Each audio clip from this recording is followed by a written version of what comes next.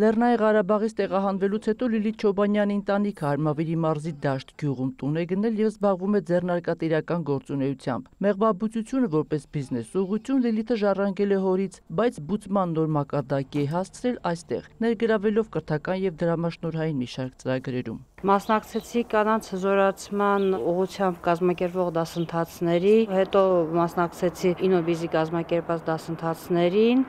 ներկայացրեցի բիզնես ծրագիրս հավանության արժանացավ, գերմանական ընկերությունը GIZ-ը հովանավորեց, ֆինանսավորեց և ես գնեցի մեղուներ, իրենց ամբողջ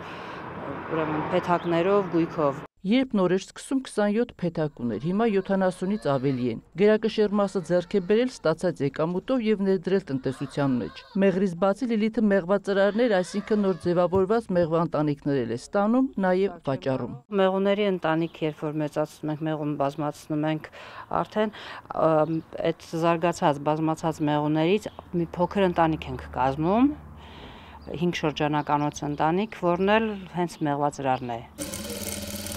Որպեսզի տարվա բոլոր եղանակներին փեթակները հարմարավետ լինեն մեղուների համար, Լիլիթը նաև ջերմամեկուսացնող տաքոց բարձեր է կարում միտք կազմակերպության աջակցությամբ ձեռք բերած կարի մեքենաներով։ Ձմռանը կողային բարձիկներով տաքացնում ենք, որպեսզի բույնը ավելի փոքր լինի, տաք լինի իրենց համար,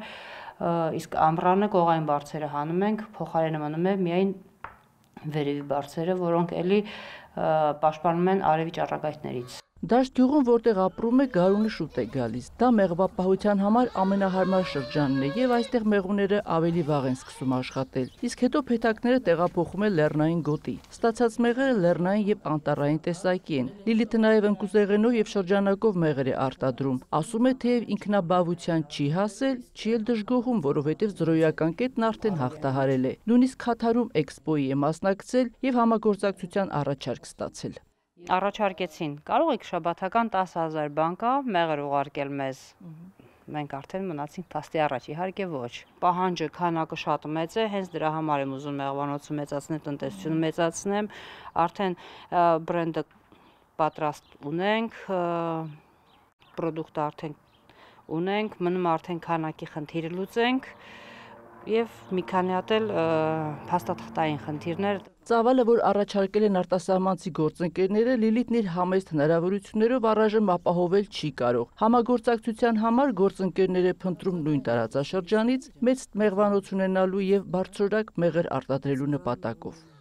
Հայկուշ Ասլանյան, Հայկ Պետրոսյան, լուրեր։